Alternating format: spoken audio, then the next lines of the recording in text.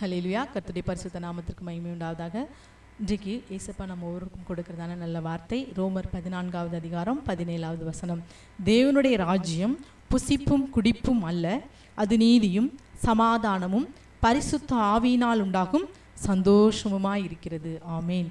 தேவனுடைய ராஜ்யம் பரலோக ராஜ்யம், அது நீதி உள்ளது. பரலோக ராஜ்யம் சமாதானம் உள்ளது. பரலோக ராஜ்யம் ஒரு சந்தோஷம் உள்ளது. பரிசுத்த ஆவியினால் உண்டாகும் சந்தோஷம் அந்த பரலோக ராஜ்யத்தில் உண்டு. இன்றைக்கு அருமையான தேவனுடைய பிள்ளைகளே, பரிசுத்த ஆவியினால் சந்தோஷம் உண்டாகுமா உங்கள் வாழ்க்கையிலே? இன்றைக்கு நீங்கள் ஒருவேளை வெறுமையோடு, சந்தோஷம் இல்லாமல், சமாதானம் இல்லாமல், ஒரு தனிமையில், ஒரு நிம்மதி இல்லாமல், மகிழ்ச்சி இல்லாமல் இருக்கீங்களா? இன்றைக்கு அருமையான தேவனுடைய பிள்ளைகளே, கர்த்தர் சொல்றார் பாருங்க, பரிசுத்த ஆவியினால் உண்டாகும் சந்தோஷம். சந்தோஷம் என்பது பரிசுத்த ஆவியானவர் நம் வாழ்க்கையை நிரப்பும் போது நமக்கு கிடைக்கும்.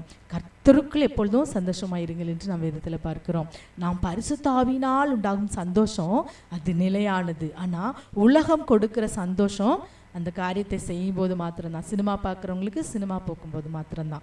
அடுத்து பீடி சிகரெட் தண்ணி அடிக்கிறவங்களுக்கு அந்த நேரம் மாத்திரம்தான் அந்த சந்தோஷம். அதுக்கப்புறம் ஐயோ நம்ம பாவம் செஞ்சிட்டோமே என்று சொல்லி அந்த நிம்மதியை இழந்து போயிருப்பாங்க. இன்றைக்கு உங்கள் ஒவ்வொருவருக்கும் பரிசுத்த ஆவியினால் உங்கள் வாழ்க்கையிலே ஒரு சந்தோஷம் உண்டாகும். நீங்கள் சந்தோஷம் இல்லாமல் இருக்கீங்களா? ஏசப்பாட்ட கேளுங்க, ஏசப்பா உங்களுடைய பரிசுத்த ஆவினால் என்னை நிரப்பி இன்னைக்கு எனக்கு சந்தோஷத்தை தாங்க. இன்னைக்கு இழந்து போன சந்தோஷத்தை நீங்கள் திரும்ப பெற்றுக்கொள்ளும்படி இன்னைக்கு ஏசப்பா என்னை சந்தோஷத்தினால் நிரப்புங்க. பரிசுத்த ஆவியினால் உண்டாகும் சந்தோஷத்தினால் என்னை நிரப்புங்க.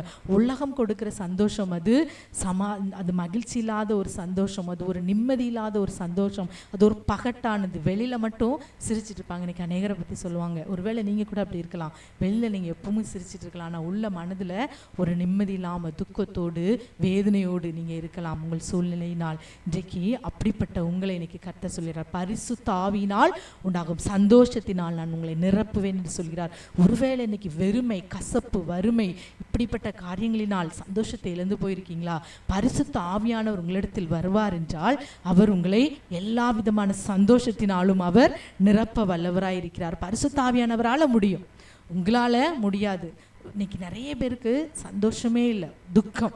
எப்போ பாரு முகத்தில் ஒரு துக்கம், வேதனை. பிள்ளைகளுடைய காரியத்தை குறித்து துக்கம், குடும்ப காரியத்தை குறித்து துக்கம், இழந்து போன ஆசீர்வாதத்தை குறித்து துக்கம்.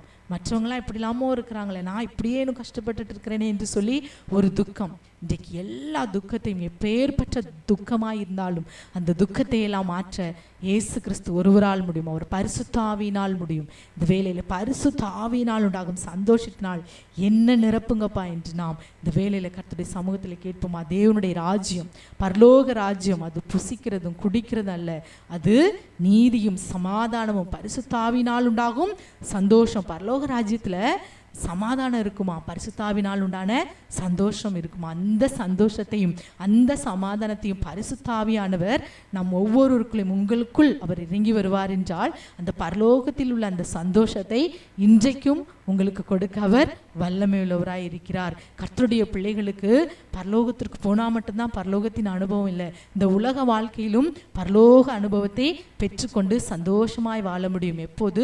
பரிசுத்த ஆவியானவர் உள்ளத்திற்குள் வரும்போது. ஆகவே இந்த வேளையிலே நாம் ஜெபிக்கலாமா? இயேசுப்பா, கண்களை மூடி கேளுங்கப்பா.